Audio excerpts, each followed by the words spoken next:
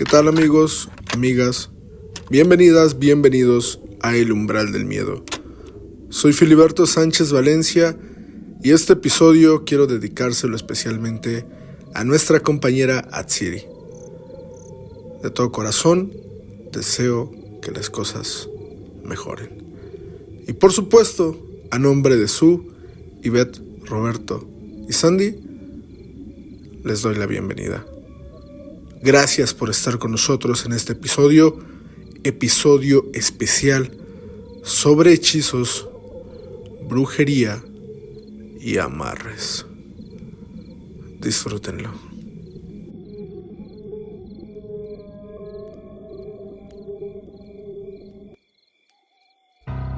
El local estaba en Iztapalapa, casi llegando a Santa Marta Catitla, sobre Avenida Ermita. Nada fancy. Un local chico, cortina metálica, 2 vitrinas, un letrero impreso en lona que ya estaba medio desteñido. Era un ciberpapelería, copias, impresiones, recargas, tareas de primaria, lo de siempre. Yo atendí el turno de la tarde, por la mañana estaba Claudia, la dueña. Ella llevaba años en el negocio. Yo entré después de que se fue su sobrino. El ambiente siempre fue normal. Clientes de siempre, niños después de la escuela, señoras sacando copias de INE. A las 7 bajaba el movimiento, a las 9 cerrábamos. El problema empezó cuando Claudia discutió con Marta, la chava que limpiaba el local, una vez por semana. Nada grave. Dinero, horarios, cosas así. Marta dejó de venir sin avisar. A la semana empezaron a pasar cosas raras, pero no lo suficientemente raras como para hacer algo o hacer algún escándalo. La primera fue el teclado, siempre aparecía desconectado cuando yo llegaba. Pensé que Claudia lo movía, ella me dijo que no. Luego, la impresora amanecía con hojas saturadas, no dañadas, solo dobladas, como si alguien las hubiera empujado con la mano. Una tarde encontré monedas detrás del mostrador. No eran nuestras, de esas viejas opacas. Pensé que alguna clienta o algún cliente las tiró. Después apareció sal, poquita, en la esquina del local, donde no entra nadie. La barrí sin decir nada. Empecé a sentir raro allá adentro. No miedo, cansancio, como si el aire estuviera pesado. A veces me dolía la cabeza solo estando en el local. Afuera se me pasaba. Un martes Claudia llegó pálida. Dijo que había soñado con el local cerrado y alguien adentro usando una computadora que no existía. No le dimos importancia. Días después, al cerrar, escuché que alguien tecleaba, no rápido, despacio, como probando teclas. Pensé que era el vecino del local, el de al lado. Al revisar una de las computadoras, estaba encendida. Tenía un documento en blanco abierto, nada escrito. Esa noche soñé con Marta. Estaba sentada en la silla del mostrador, limpiando monedas con un trapo. No me habló. Claudia empezó a enfermarse. Dolores estomacales, mareos, insomnio. Faltó varios días. Me quedé solo atendiendo. Un jueves encontré algo detrás del archivero. No era grande, un paquetito envuelto en una bolsa negra, amarrado con un hilo. Dentro había tierra, cabellos, un papel doblado. No lo abrí, lo tiré. Ese mismo día, una clienta me preguntó si habíamos cambiado el horario. Dijo que una mujer le había dicho que el local ya no iba a abrir por las tardes. Cuando Claudia regresó, fue con alguien que sabía. No me explicó mucho. Solo me dijo que había gente que no se va cuando la corren. Después de eso, las cosas bajaron, no se arreglaron. El local sigue abierto, las computadoras funcionando, las monedas ya no aparecen, pero yo dejé ese trabajo. A veces paso por ahí y veo la cortina medio cerrada.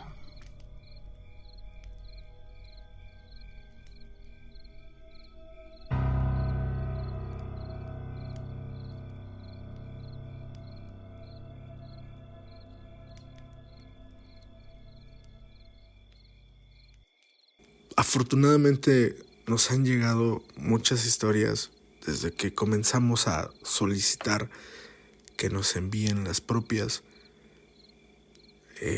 Nunca nos había llegado una así. Y a la persona que nos la hizo llegar, quiero agradecerle mucho, primero por la confianza y segundo por el hecho contado aquí. La historia se llama Hago brujería y mi ex pagó por engañarme.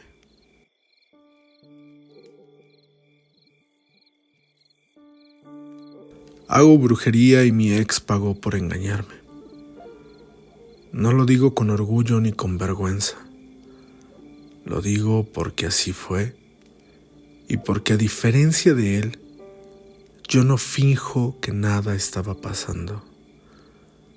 Vivíamos juntos en un departamento pequeño en Iztacalco, cerca del metro Coyuya, de esos lugares donde todo es funcional y nadie imagina que algo puede romperse de verdad.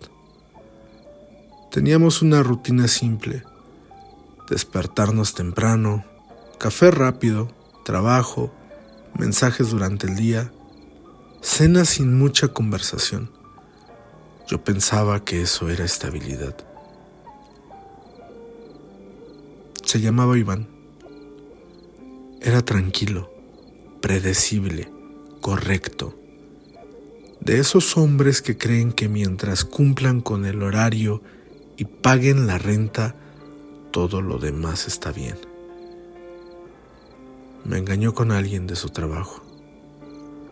No fue una noche, no fue por borracho. Fueron meses, conversaciones largas, encuentros planeados, mentiras bien sostenidas. Un día entré a su teléfono y revisé las conversaciones que tenían. Yo tenía alguna sospecha previa. La verdad es que lo hice por aburrimiento. No lloré, no grité, no lo desperté para reclamarle. Me quedé sentada en la orilla de la cama, leyendo mensaje a mensaje, viendo fotos donde él sonreía de una forma que conmigo ya no lo hacía.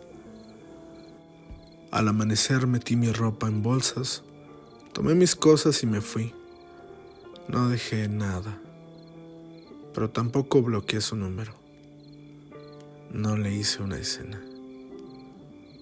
Esa noche, ya sola, no me sentía triste. Me sentí clara.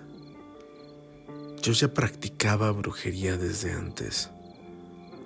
Lo hacía por tradición familiar y un poco sí por curiosidad. Debo decir que tengo respeto a las cosas que no se ven pero se sienten. E Iván lo sabía. Nunca me creyó del todo. Se reía. Decía que eran ideas. Debo decirles aquí que esto no fue un impulso. Pensé cada paso de lo que iba a hacer y de lo que no. No quería destruirlo rápido. No quería que fuera evidente. Quería que su vida siguiera, pero mal. La primera semana después de que me fui, me escribió diciendo que no podía dormir, que sentía el cuerpo pesado, como si alguien se le sentara encima cuando apagaba la luz y se acostaba. Le contesté normal. Le dije que quizá era el estrés de la ruptura. A los días volvió a escribir. Dijo que soñaba conmigo, parada en la puerta del cuarto, sin hablar, solo mirándolo. Decía que al despertar la cama estaba hundida de un lado. Ahí dejé de responder. Luego, las cosas empezaron en su trabajo. Llegaba más tarde, errores absurdos, olvidos. Me mandaba audios desesperado, llorando, diciéndome que ya no se concentraba en nada, que sentía que alguien lo observaba incluso en su oficina. Yo escuchaba sus audios. Nunca contesté. Después vino lo físico. Se le empezó a caer el cabello. Se enfermaba seguido. Se despertaba con moretones en los brazos y en las piernas que no sabía explicar. Obviamente fue al médico y no le encontraron nada. Eso lo desesperaba más. La mujer con la que me engañó se fue de su lado. Dijo que ya no la reconocía, que se quedaba mirando a la pared, que hablaba solo, que a veces despertaba gritando porque sentía que alguien le tocaba los pies. Y ahora vive con su mamá. El tipo no puede estar solo. Dice que cuando apaga la luz, escucha algunos pasos en el pasillo, que algo se detiene frente a su puerta, que hay noches en las que siente que la cama se hunde, pero no se atreve a voltear a ver. Yo estoy bien, duermo bien, trabajo, salgo, mi vida no se rompió. Aún no tengo las consecuencias visibles, porque sé que van a llegar. Y debo decir que es más grande el miedo de Iván porque no me ha reclamado nada, no me ha pedido explicaciones. Y tampoco estoy arrepentida, porque no le quité nada que no hubiera empezado a perder. Él tomó decisiones creyendo que no pasaría nada. Y yo me aseguré de que sí pasara. No voy a deshacer nada. No porque no pueda, sino porque no quiero. Y debo recalcar que esto no fue un castigo ni una lección, fue una respuesta. Y las respuestas, cuando llegan, son precisas.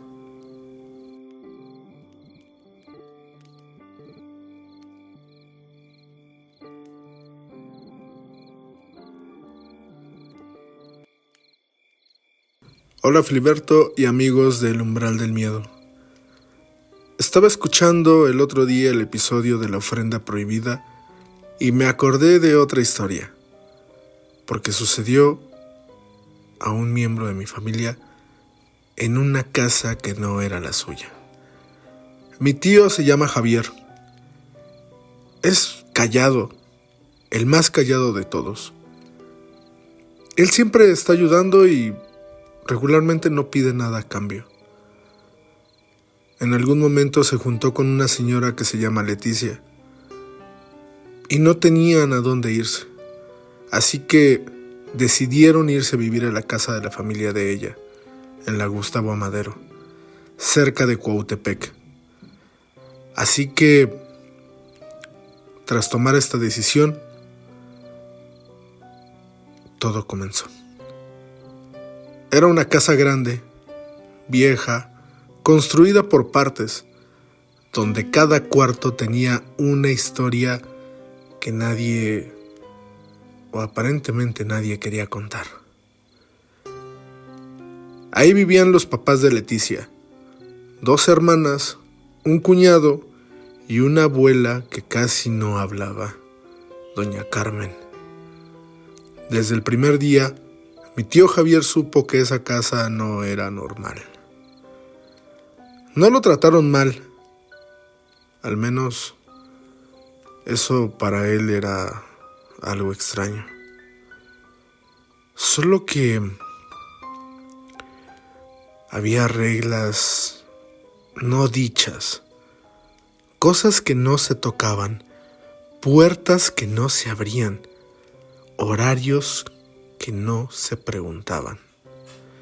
Sí, así como lo escuchas. Había literalmente puertas que no dejaban que mi tío abriera, y se debían respetar horarios para salir de la casa, para pasar por la sala, para ir incluso a la cocina. Mi tío trabajaba de madrugada y dormía de día. Una noche empezó a despertarse con la sensación de que alguien lo estaba observando desde la puerta de su cuarto.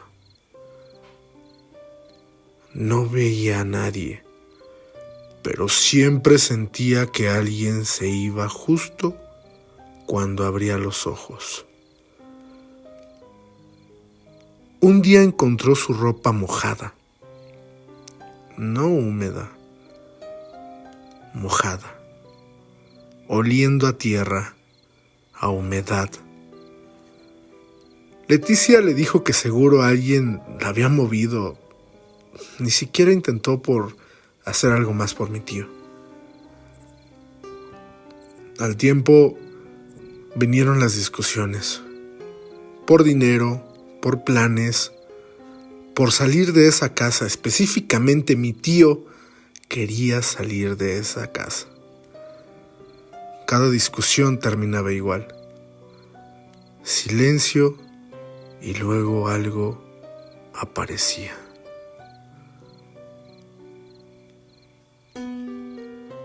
Un montoncito de sal bajo la cama. Hilos rojos en el baño. Un plato con comida vieja detrás del refrigerador. Doña Carmen, la señora más vieja de esa casa, empezó a mirarlo distinto. No con odio, sino con mucha atención.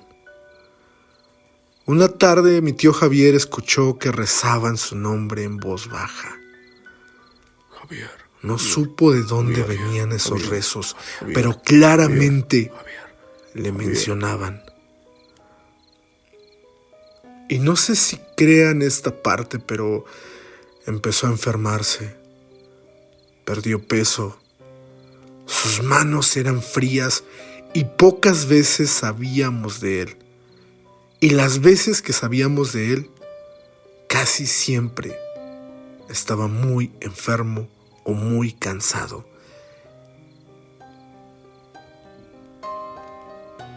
Un día, cuenta mi tío que al mover un ropero, encontró una caja enterrada. El piso era de madera.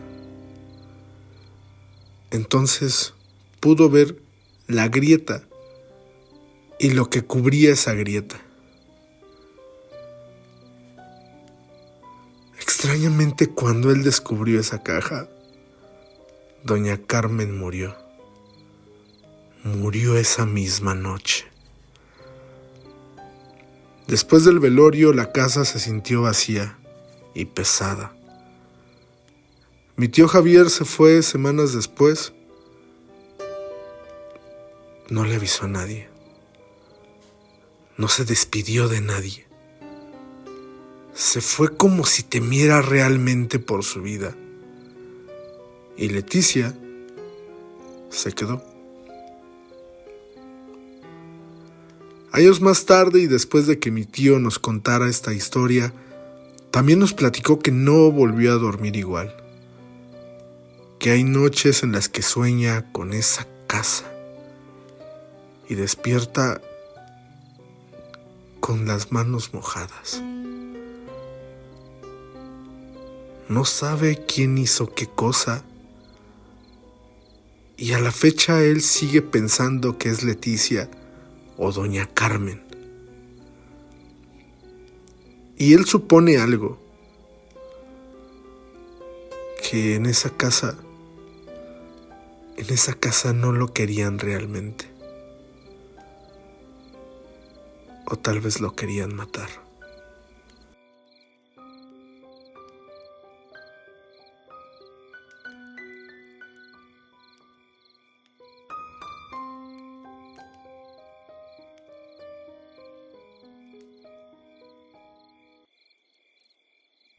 La siguiente historia llega desde Orizaba, Veracruz, y por supuesto agradecemos a la persona que nos la hizo llegar y favor de contar, con el hecho de que vamos a cambiar nombres, específicamente el de una persona.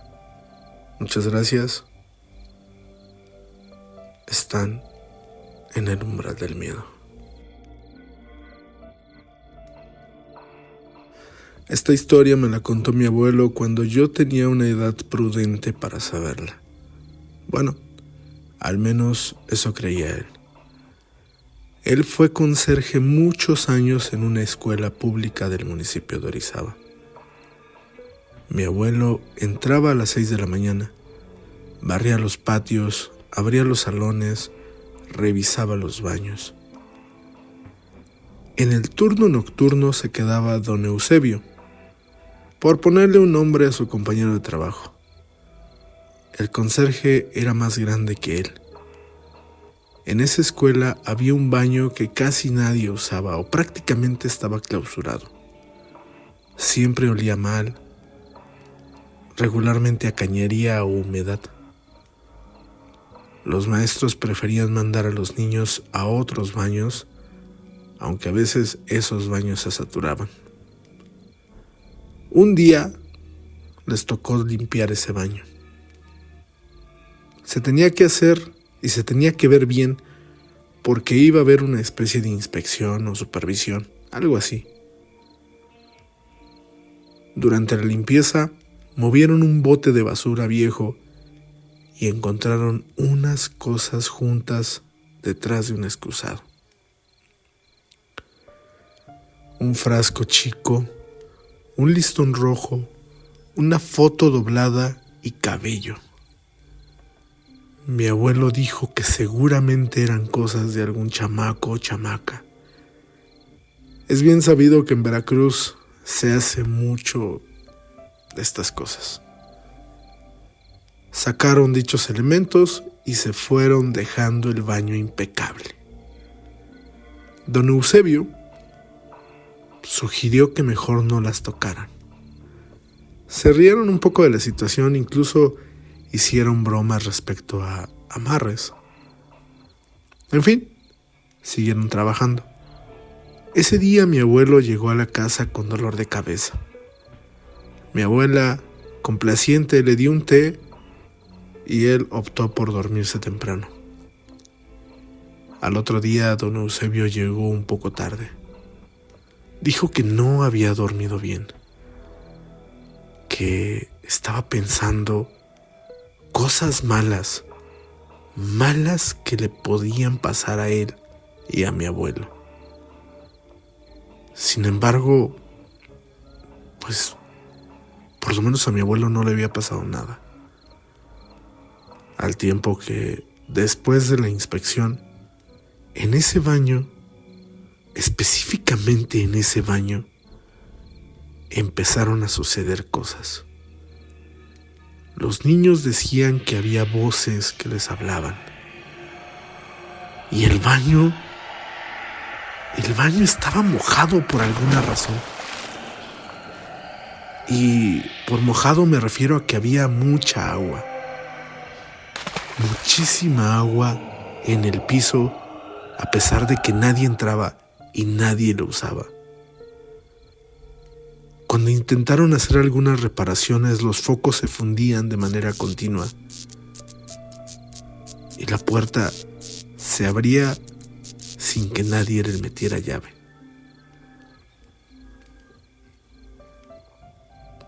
En casa de mis abuelos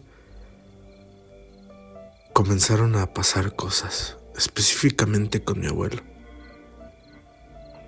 Él empezaba a sentirse mal, adolorido de la espalda, de las manos, del pecho. Una mañana don Eusebio le dijo que ya no quería entrar a ese baño, que las veces que le tocó limpiar, porque, como les digo, amanecía con agua, se le revolvía el estómago. Entonces mi abuelo hizo lo que él creyó lógico, entrar solo y no pensar en nada malo. Solo que una peculiaridad descolocó a mi abuelito. El frasco que habían tirado estaba ahí, con los mismos elementos ahí. Él volvió a sacar el frasco con sus manos de manera desconcertada. Solo lo hizo. No pensó, actuó. Y esa noche tuvo uno de los sueños más raros. Él barría el baño y alguien estaba sentado en una de las tazas, sin moverse, solo ahí, como acechando. Se despertó de inmediato y se dio cuenta que tenía temperatura, dolor de estómago. Mi abuelo no pudo ir a trabajar. Tampoco fue don Eusebio. El tiempo pasó y su compañero de trabajo dejó de ir. Dijo que estaba enfermando. Y mi abuelo seguía yendo porque necesitaba el trabajo. Necesitaba el dinero que le dejaba ese trabajo. Un día tuvo que ir a ese baño otra vez. Ahí sintió que se le iba el aire. Sentía que dejaba de circular el aire en su cuerpo. Se sentó en el piso hasta que se le pasó y salió de inmediato. Mi abuelo habló con el director de esa escuela y pidió ya no entrar a ese baño. Al parecer algo en ese baño realmente lo ponía muy mal. Mi abuelo es un hombre un poco reservado, sobre todo con temas de brujería, porque él siente que el bien y el mal existen. Pero si existe el mal, el bien es más fuerte, según lo que él piensa. Tristemente, don Eusebio murió meses después. Mi abuelo se jubiló al siguiente año. La escuela, evidentemente, funcionando normalmente, los niños usando los otros baños. Y ese, por lo que me cuenta una conocida, siempre está cerrado. Y en mi familia procuramos no hablar tanto de trabajos o amarres. El tema se cambia prácticamente de inmediato cuando está mi abuelito. Desde entonces, si bien no lo acepta, sabemos que ese tema particularmente lo toma muy en serio. Muchas gracias por leer mi historia.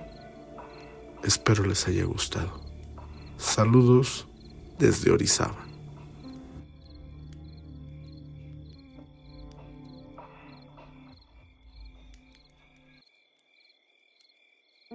La casa era de mis papás y cuando murieron me quedé ahí solo. Mi hermana Rocío vive en Coacalco. Mi hermano Luis se fue a Querétaro. El pleito fue con ellos. Ni siquiera un tema legal. No hubo golpes, solo palabras.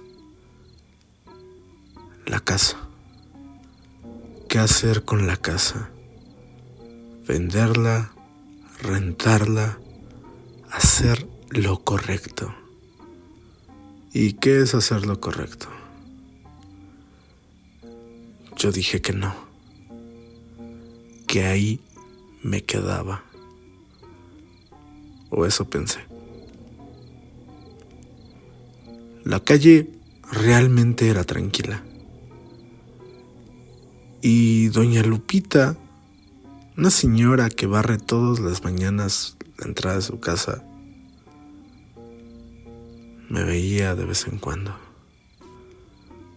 Don Ernesto, que nunca cerraba su taller, empezó a prestarme atención.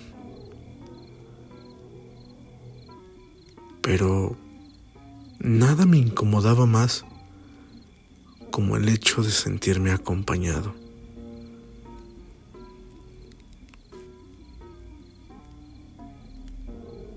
En esa colonia, cuando entra alguien, se nota. Cuando alguien sale, todo mundo lo ve. Y ahí fue cuando mi vida especialmente cambió. Un día estaba en la parte trasera de la casa, una parte donde hay un huertito. Sí, aunque parezca extraño, había un huertito en mi casa, pero alguien había hecho un hoyo. Evidentemente no fui yo. Yo no había movido la tierra, pero eso era solo tierra movida, como si alguien hubiera metido la mano y se hubiera detenido un poco. Después comenzaron a pasar cosas aparentemente imperceptibles.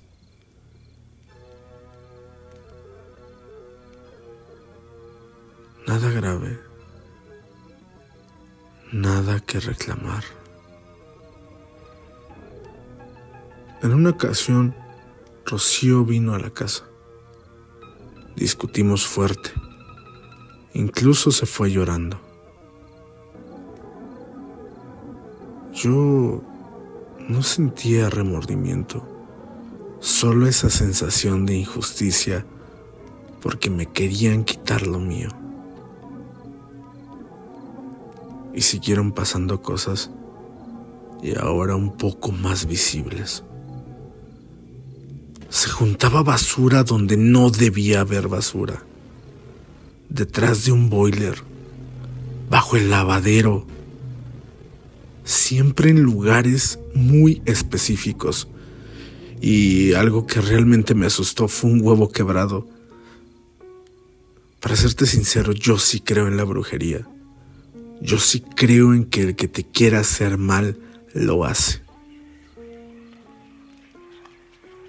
Una noche escuché pasos adentro de la casa. Lentos, pero muy seguros. Como de alguien que ya conocía el espacio en el que estaba. Al día siguiente, doña Lupita, de quien ya hablé, me preguntó si había alguien en mi casa o si tenía visitas. Le dije que no.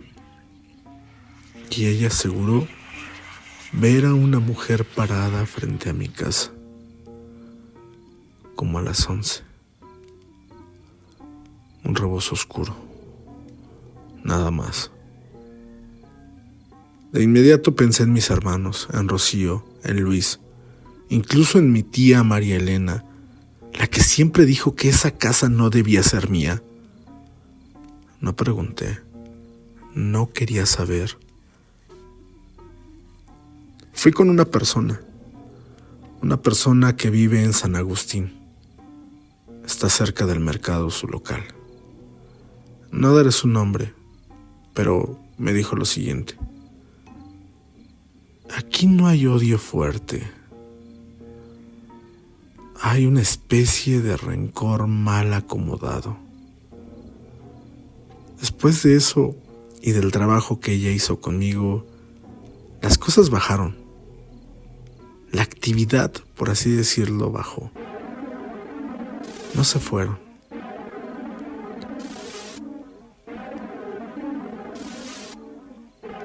Yo me fui por un tiempo de esa casa.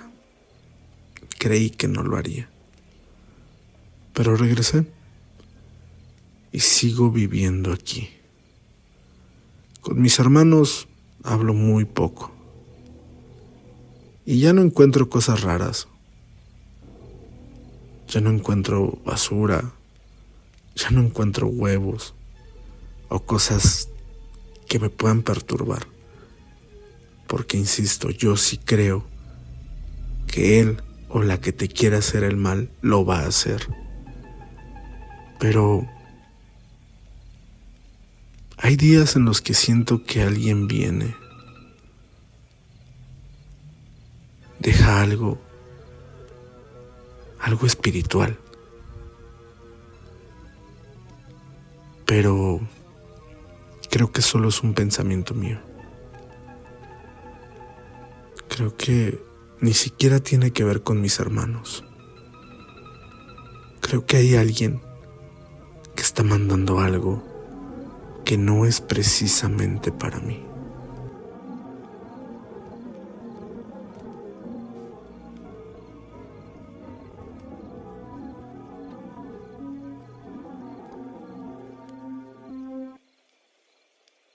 Muchas gracias por habernos acompañado. Recuerda seguirnos en nuestras redes sociales, Facebook, Instagram y TikTok como El Umbral del Miedo.